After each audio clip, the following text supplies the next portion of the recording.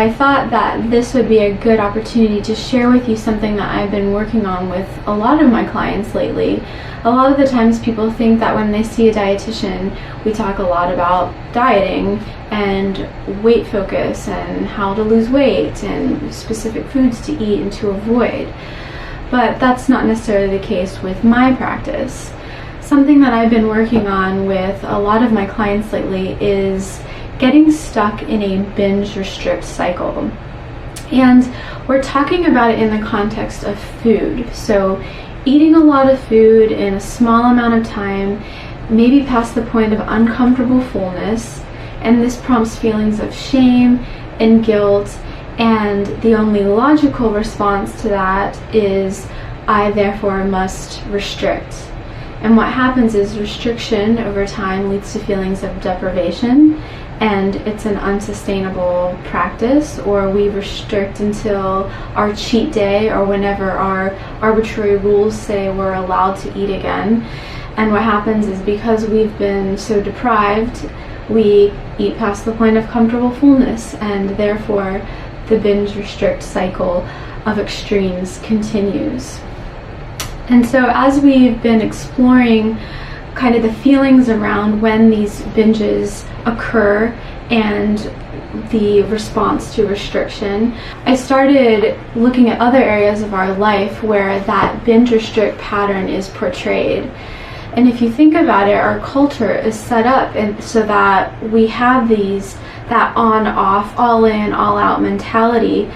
And so some examples that I can think of culturally, if we look at the month of December, the month of December is a month of binging. It's a month of extravagance and decadence before the month of restriction, which is January, and New Year's resolutions and dry January and all of our food rules set into place. Another example of how the binge restrict cycle is shown in our society just recently happened, actually. We're in the season of Lent, and so before Lent starts, we have Mardi Gras, or Fat Tuesday, where we celebrate with lots of rich and decadent foods, and we eat all the things that we have given up for Lent, and then we restrict for 40 days, and then what happens after that 40 days?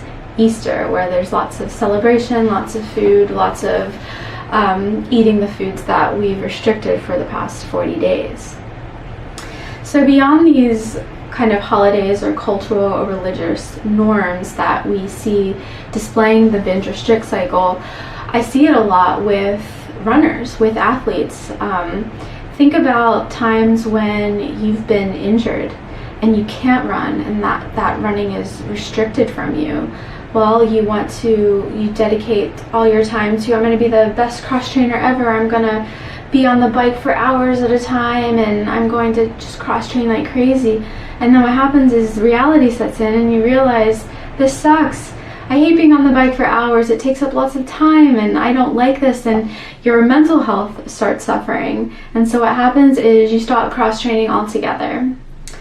Another example is you get really excited for a particular race, and so you might sign up for an ultra marathon that's going to, you're going to need to train quite a bit of time to successfully complete this ultra marathon. And so you start out all excited, you got your plans, you're working hard, and then the day-to-day monotony sets in and you're like, man, this is a lot of work, I don't know if I'm ready for this. And so what happens is the excitement kind of peters off, and you lose touch with why you got excited in the first place.